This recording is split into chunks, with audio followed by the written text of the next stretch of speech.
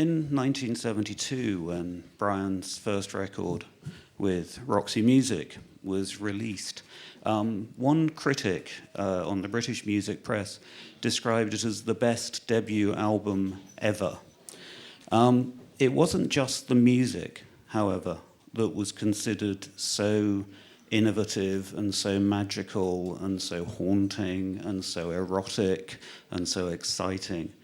It was the packaging of the record. It was the cover. It was the album artwork. And the same critic, who was called Richard Williams and was a great early supporter of Roxy Music, described Bryan's vision as a visual artist in terms of how he packaged the music, how he made the band look, as being nothing short of a manifesto. And he told me once that the impact of that record and its cover was quite extraordinary. Was it difficult for you to decide when you were an art student, when you were a young man, between your passion for painting and for art and your desire to become a musician and a singer? I'd been a music fan from the age of 10. I was really obsessed by music from a very early age. Gradually, the art thing became, the focus of my life, from about the age of 18, I guess. And later on, after I left Newcastle, I got my degree, and so I was a qualified artist, as it were. And then I moved to London, and the nagging thing was always, can I do something in music? I wasn't really sure. As much as I loved it, I wasn't sure I had any talent, and I'm still quite unsure. But while I was at college, actually, I'd done some singing in a band. Mm-hmm. But it was all kind of covers of all the kind of records that we liked. People like Bobby Bland and quite obscure R&B, rhythm and blues people.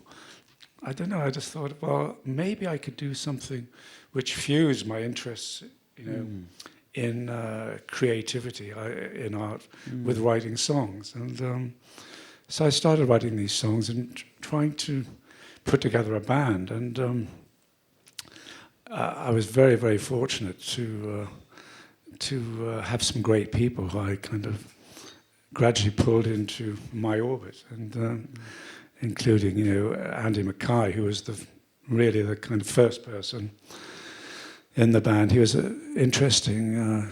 Through Andy,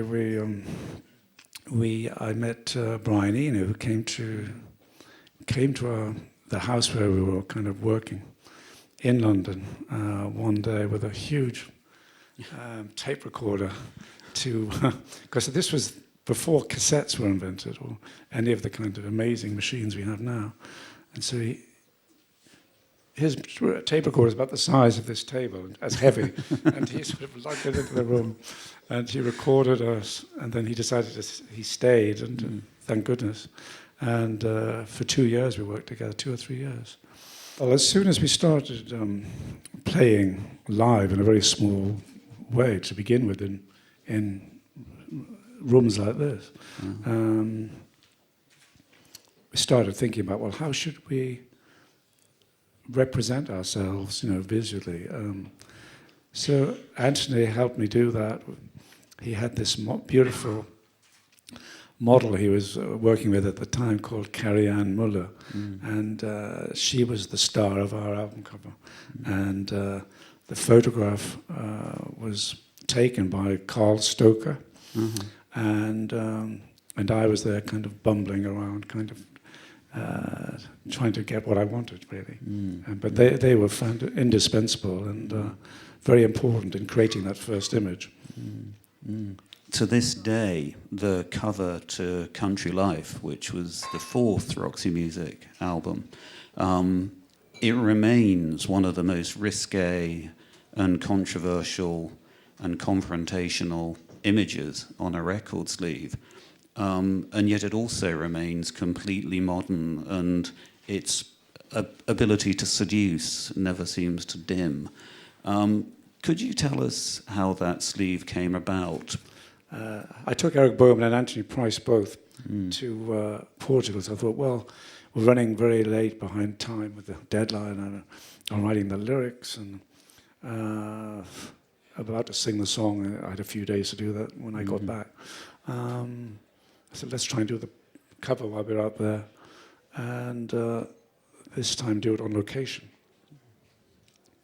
So we went to a bar one night, as one does, and I was with Simon Puxley was there also, who was, we called him the Doctor. He was a doctor of philosophy.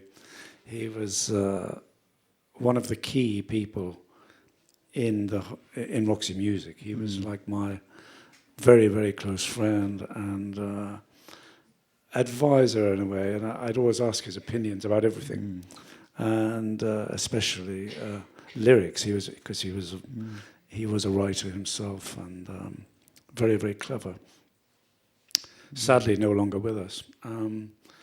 Anyway, we went to this bar, and we met these two beautiful German girls who it turned out were very closely related to the German group Can, which Simon was a great friend of. He actually produced one or two of their records. And so there was the sister and the girlfriend of the band. And so we just said, would you like to be, on an album cover? We've got to shoot it tomorrow. And so they said, yeah, great. And so there we went off into the undergrowth the next day. And I think for lighting, we used a car's headlights. So that was, the idea was to have this shot of these two girls, kind of some sort of story of there. What have they been? What are they doing? And why are they there? And caught in the glare of the headlights of this car. My son actually was a friend of Kate's, Kate Moss, and so he asked her if and she said, I'd love to. I've always wanted to be a Roxy girl. And so that was great. We got the great thing about Kate, as well as being a great, beautiful-looking woman, and and obviously with a great career in a million magazines she's launched. She's also got a great kind of edginess and rock and roll history. She's quite notorious, and she's a bit mad, bad, and dangerous to know kind of thing. And I thought that would be perfect for the Olympia image, because the Manet's painting in 1863, and when he painted it in 65 when it was exhibited, I think, caused quite a sensation in Paris, because the woman was kind of, she wasn't nude in an academic, like an academic way. She was kind of naked, and it was quite different. She's wearing jewelry and shoes, and she looked like a lady of the night, with her maid and cat and flowers and this. And I thought, well, that's a great start. And so that was our departure point. Thank you. And thank you.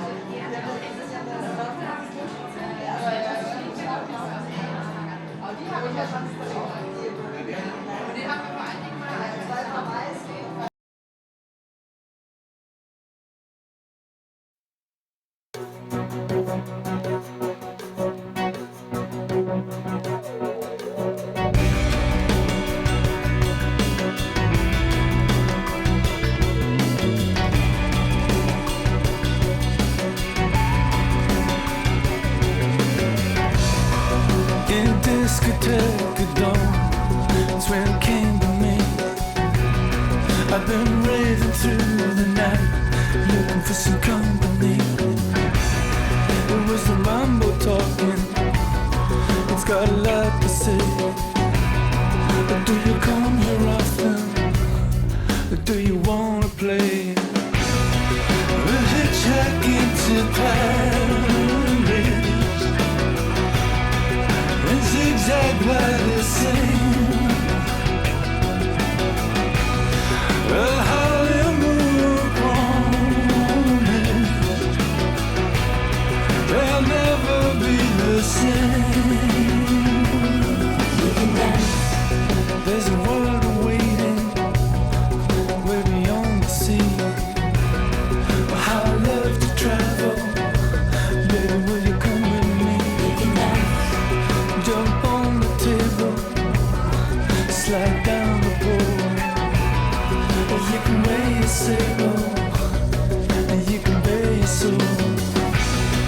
From Reno down to Vegas,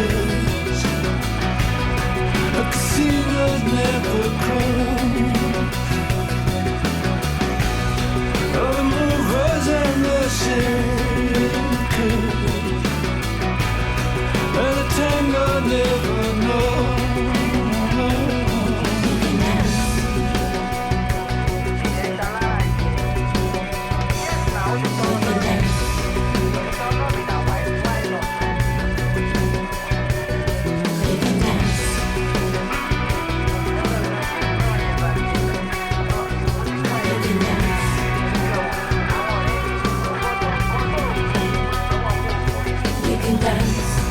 To the Motor City, that's where I get my shoe.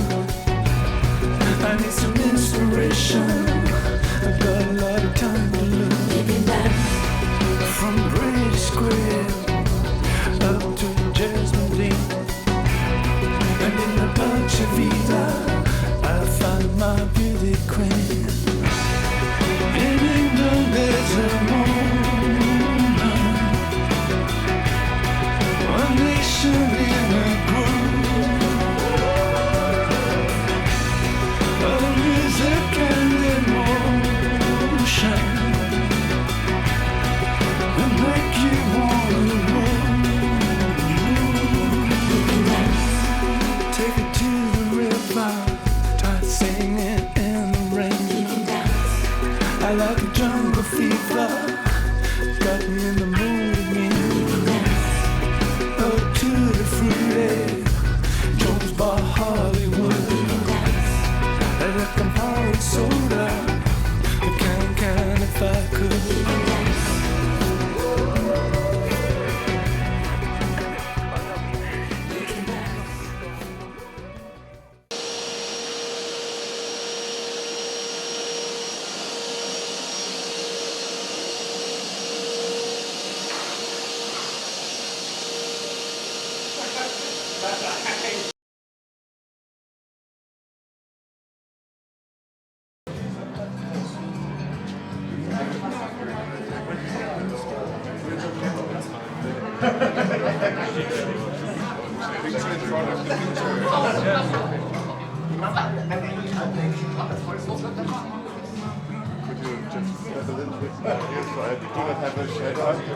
Thank you very much.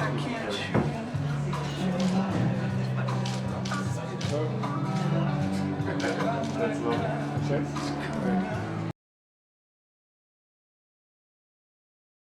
It's very amusing for me, to look back occasionally. It's not every day I get to see pictures from way back through the archive. And yeah, it's quite interesting to have a pictorial survey of the things we've been doing over the years.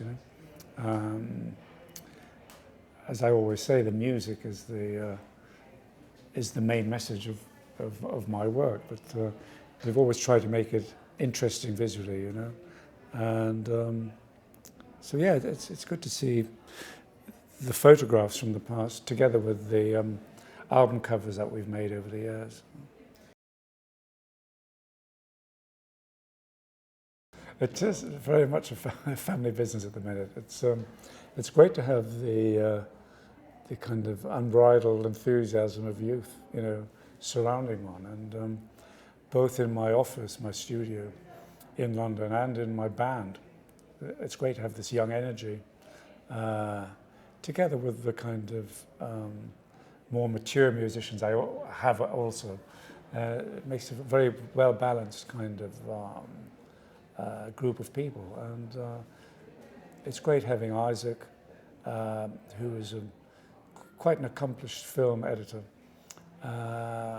who worked with Mario Testino, the photographer, for a couple of years. That's where he did had his education really in photography.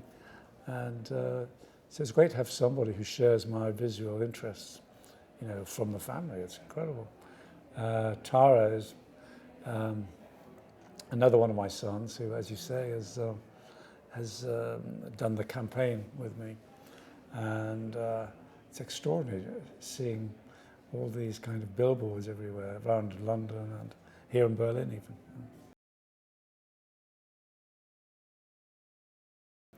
Nowadays it can be considered, cool to endorse a brand like that, whereas even 10 years ago it was quite different, I think. And I guess the music business has grown up quite a lot over the years, and it now accepts that kind of thing, which in the past would have been seen as selling out or something. And now it's considered, kind of an intelligent thing to do. And a big fan of Berlin also. I mean, I love coming here, and there's always a kind of I don't know, intellectual curiosity here, which is kind of married with a kind of element of edginess, which I think is always very good.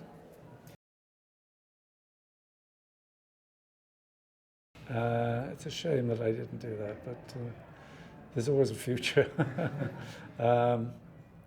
Yeah, I was always kind of pretty much tied to London for my recording work, and except a few things in America as well. But no, it would have been nice to come here.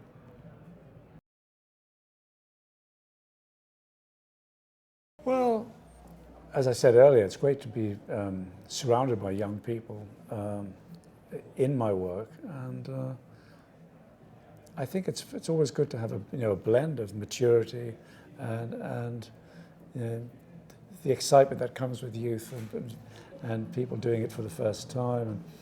And I think the band illustrates that. But you're talking about the bigger picture, and I don't know. I think I've reached a position in my career where I'm not really affected by what goes on elsewhere. There was a period, I think, when it was much worse, the ageism thing. I think now I've reached such a grand old age that it's kind of immaterial.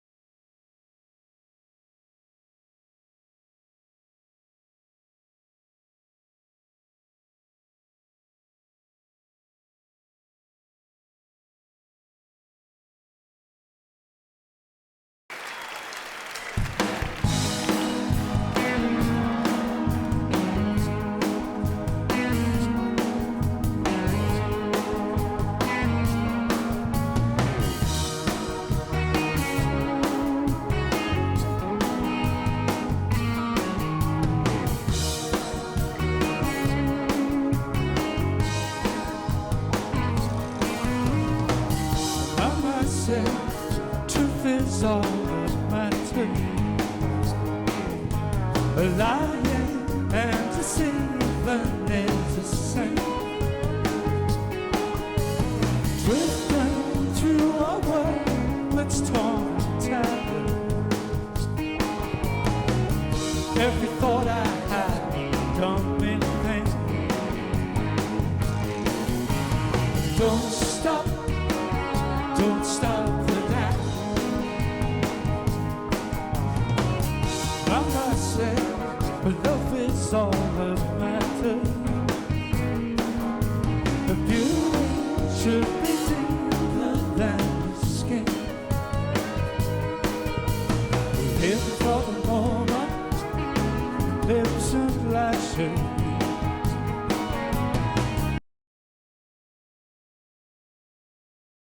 I really don't know what's going to happen tonight. I think it's one of these very classy Bryan Ferry big orchestra events. That's all I know. I'll let myself be surprised. And always looking good, Bryan Ferry, right? He's a very, very well-dressed man, and he understands like nobody else the art of the radical understatement in elegance. I have a story to tell, actually, because when I was like 10 or 12 or something, I was sitting at home in the living room with my dad, and we were taping the West German radio, like songs from the radio, because my dad had a band, and they were like looking for stuff to play. And I really remember we just taped Avalon, and the band played it, you know. So I went to the rehearsal room, and I remember the song. And I was just, when they played the song, I wrote my dad a message. I was like, hey, I'm at the Bryan Ferry concert. He plays this song. And this is like, it's my childhood memories. It's crazy.